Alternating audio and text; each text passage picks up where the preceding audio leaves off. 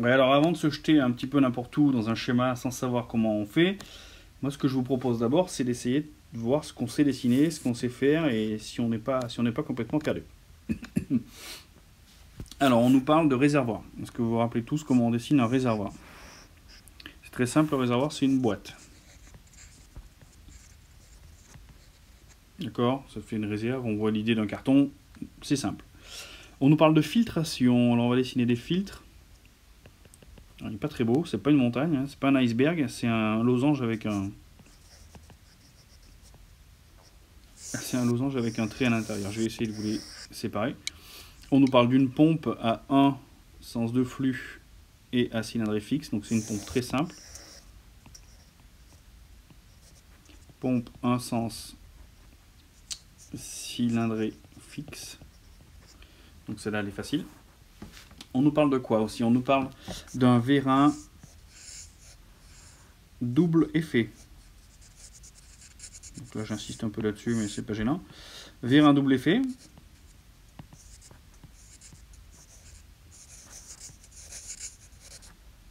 Ok. On nous parle d'un limiteur de pression. Le limiteur de pression, rappelez-vous. Je prends l'info, je la vide.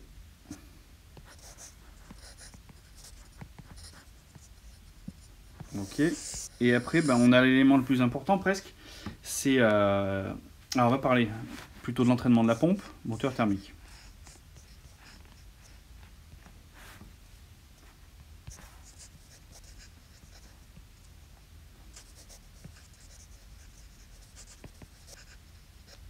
Ok, là on a tous les éléments, sauf, ben, on va dire, l'interrupteur.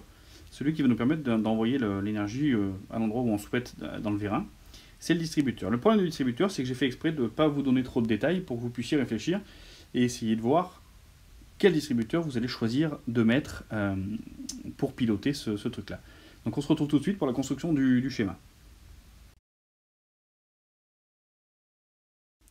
Oui, alors maintenant c'est parti, il va falloir mettre le schéma en musique.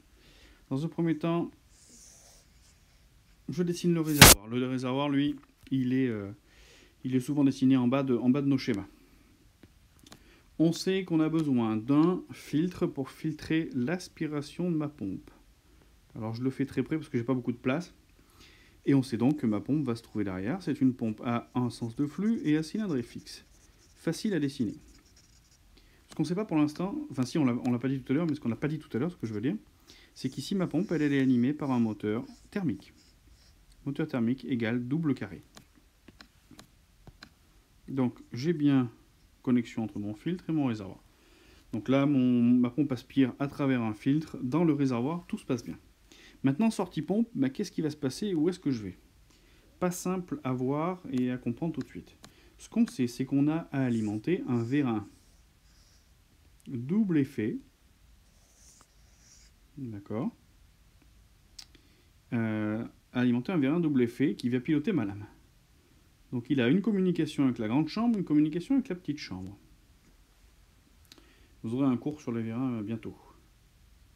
Et entre les deux, eh bien, on va avoir un distributeur. Alors ce distributeur, pour l'instant, on ne sait pas trop ce qu'il y a dedans. Ce qu'on sait simplement, c'est qu'il est piloté par une énergie électrique, donc des bobines, et qui retrouve sa position initiale grâce à des ressorts. Enfin, sa position 0, on ne va pas dire initiale. Pourquoi je me suis permis déjà de faire 3 cases? Et bien très simplement, dans l'énoncé, où vous imaginez bien comment fonctionne un vérin de lame, j'ai une position qui va me faire sortir la tige du vérin de la lame, donc par exemple pour faire baisser la lame. J'ai une position qui va me permettre de lever la lame, et j'ai une position qui va permettre, comme c'est marqué dans l'énoncé, de verrouiller la lame, de la bloquer. Donc ça veut bien dire que ce distributeur, il doit avoir 3 positions, au moins. Mais je pense qu'avec 3 positions, on devrait pouvoir s'en sortir. Ce qu'il faut qu'on sache maintenant, c'est combien il a d'orifices. Combien il a d'orifices? Alors ben, les orifices, ça va être assez simple. Hein. Enfin, ça va être assez simple. Oui, ça va être assez simple. J'ai un orifice qui me communique avec la grande chambre. Et j'ai un autre orifice qui communique avec la petite chambre. Ces orifices, généralement, on leur donne un nom. Donc ici, on va l'appeler A. et ici on va l'appeler B. D'accord?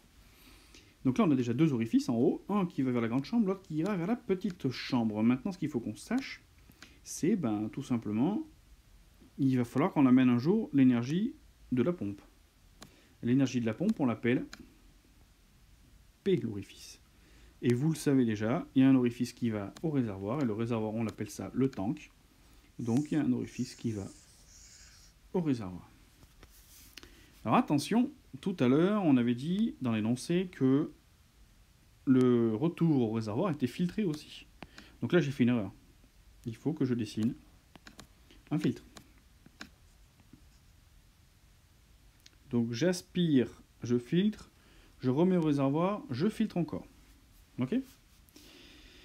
Donc là, on se retrouve pas mal. Qu'est-ce qu'on peut faire? On avait dit dans l'énoncé que la position centrale était une position verrouillée, où je veux que mon vérin ne bouge plus. Mon vérin doit être verrouillé, il n'a pas le droit de bouger. Je vais prendre une couleur pour qu'on s'en rende bien compte de ce que je fais. Le vérin ne doit pas bouger en position centrale. Donc pour ne pas le bouger, c'est assez simple. Je mets les bouchons. Je peux même mettre des bouchons ici. Alors le problème de mettre des bouchons sur P et sur T, enfin surtout sur P tout de suite, vous comprenez bien que tant que mon moteur est thermique, lui, va tourner. La pompe va tourner, va générer un débit. Tout ce débit, il va arriver sur P, là. Là, il va se passer quelque chose. On va générer un débit qui va venir sur P, ça va monter en pression, et jusqu'à ce qu'il y ait un tuyau qui pète.